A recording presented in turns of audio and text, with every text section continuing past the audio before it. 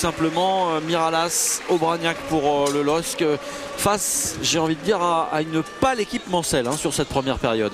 Oui, Le Mans a commencé timidement en essayant d'abord de défendre, mais bon, le but de Miralas a contrarié leur projet et derrière on attendait une réaction qui n'est pas venue et je dirais que logiquement les Lillois ont mis ce deuxième but justifiant tout à fait leur supériorité dans le jeu. Le buteur Ludovic Aubragnac avec Philippe. Ouais, Ludovic, on va parler tout de suite du but parce que je pense que celui-là tu vas t'en souvenir longtemps parce que l'extérieur pied gauche et la lucarne, ça c'est quand on est joueur, on aime bien les marquer ces buts là.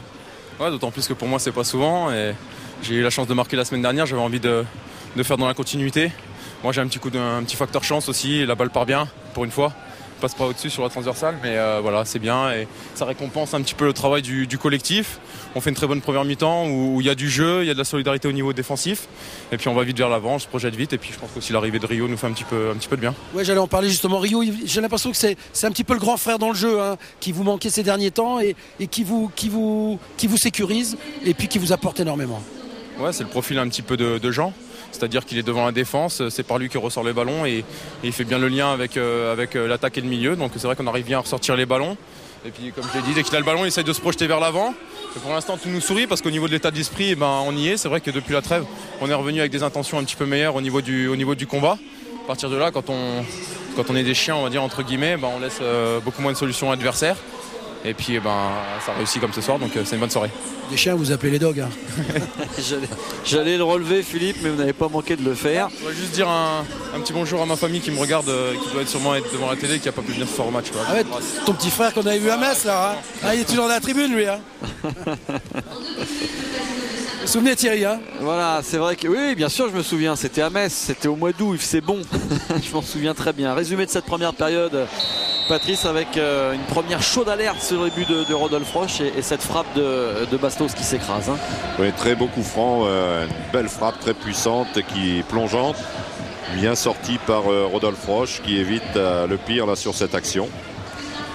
Mais très vite les Lillois vont continuer à imposer un jeu avec notamment des diagonales comme celle de Cabaye là pour Lichtsteiner et un tir croisé qui passe de peu à côté, donc on sentait que le but allait arriver. On revoit là cette action magnifique, un bon appel dans le bon tempo et dommage cette frappe un peu trop croisée. On verra d'ailleurs que Lille dans cette première période, les Lillois, les voici de nouveau avec l'ouverture du score. Et cette approximation peut-être de mauvais jugement de la part de Rodolphe Roche, non? Oui, un centre-tir de Bastos que Roche pense voir passer au-dessus et qui retombe, frappe le poteau et Miralas est là pour tel un buteur pour la mettre au fond. 1-0 pour le LOSC, mais mérité sur ce qu'ils avaient montré. Il se jette, Kevin Miralas, pour son premier but de la saison des Lillois qu'on va continuer de voir dans cette première période avec une mésentente là, regardez, hop, et qui jaillit, c'est Lichtsteiner. Oui, Marco Baccia qu'on a connu, je dirais, meilleur, mais il ne faut pas oublier qu'il rentre de blessure. Elle a une petite hésitation et ce pressing conjugué qui permet à Lichtsteiner de récupérer le ballon, malheureusement, extérieur, un peu dévissé. On a vu beaucoup Lille, essentiellement Lille et beaucoup Stéphane Lichtsteiner. Le revoici une nouvelle fois côté droit. C'est l'action qui au démarrage va amener le but, je crois, avec un centre, un ballon renvoyé et le travail conjugué de Cabaye et Mahvouba va faire le reste pour Aubragnac. Ouais, bon pressing sur Yebda, Cabaye qui fixe et qui donne sur Aubragnac sans élan, qui frappe, magnifique lucarne pied gauche. Donc deuxième but tout à fait logique compte tenu de la supériorité technique des Lillois. On a l'impression qu'il n'y croit pas forcément, Ludovic Aubragnac, au départ à son but. Regardez. Oui, parce que ce ballon pris de l'extérieur tourne un peu, mais bon, il va vraiment se ficher dans la lucarne et là rien à dire par rapport à ce but magnifique. Voilà, tout le monde félicite Ludovic Aubragnac pour son deuxième but en l'espace de 5 jours, puisqu'on rappelle qu'il avait marqué à Sochaux déjà le but égalisateur du LOSC. Le LOSC donc qui mène 2-0 ici face au Mans à la mi-temps. Il n'y a plus rien, il n'y a plus de quart. Ouais, mais est-ce que je fais faillite quand même ou pas? Non. Non, je redescends alors. Ouais. Bon, d'accord. Retiens les joueurs par contre un peu, un petit lu, hein, au cas où. Vaïd, il va voir les boules.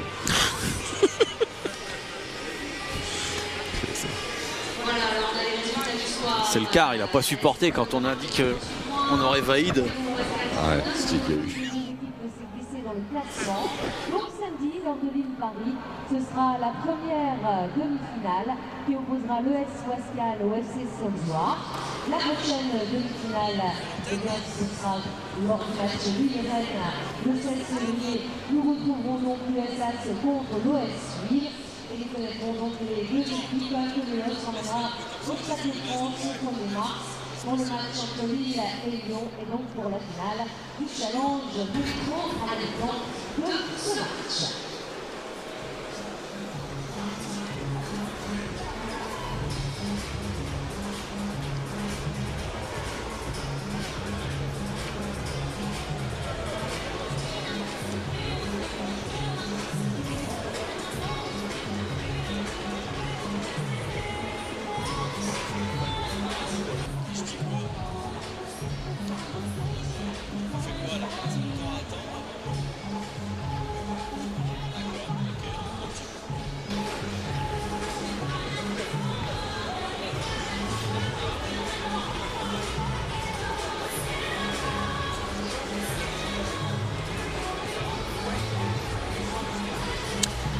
Ouais, voilà, vous voyez, on n'avait pas complètement disparu, Patrice. On va prier nos téléspectateurs de nous excuser pour cette panne technique. C'est une grande première, hein. C'est la première fois que je voyais ça. Mais tout est rentré dans l'ordre. On va pouvoir reprendre le cours de notre match comme si de rien n'était. Et en plus, c'est parfait parce qu'il ne se passait rien. C'était la mi-temps, donc c'est parfait. Philippe Lefebvre va même nous apprendre qu'il y a un changement côté lillois. Ouais. Donc en tout cas, ça se passe pas bien pour Nicolas Plestan. Non, écoutez, je suis déjà avec l'entraîneur adjoint du Mans. Il va nous donner les deux changements en direct, puisqu'on était un petit peu perturbé pendant la mi-temps. Donc il y a Keita et Matsui qui vont rentrer à la place de Loriot et El Barry. Voilà, Loriot et El Barry, voilà déjà les premières infos. Après on a Mathieu Coutador, on va simplement lui parler du jeu. Mathieu, qu'est-ce qu'il faut rectifier? Parce que première mi-temps, on peut dire Lille qui mène au score de 0, c'est logique. Ouais, c'est logique, on a complètement loupé notre première mi-temps. On n'était pas dans les duels, dès qu'on récupérait le ballon, on le redonnait tout de suite. Donc c'est une première mi-temps complètement ratée et il va falloir corriger en deuxième. Ce qu'on a ressenti un petit peu en observant votre match, c'était peut-être aussi le manque d'envie. Non, je crois pas qu'on a un manque d'envie, mais on a encore changé d'équipe. Je pense pas que c'est un manque d'envie. On veut bien faire, mais on fait mal, quoi. On a beaucoup défendu, en plus on défend mal. Donc c'est ce qu'il va falloir corriger et maintenant on n'a plus le choix d'attaquer, quoi. Vous êtes fait bouger? Comment? Vous êtes fait bouger par le coach? Ah ouais, normal. Pour une première mi-temps comme ça, c'est normal. Merci.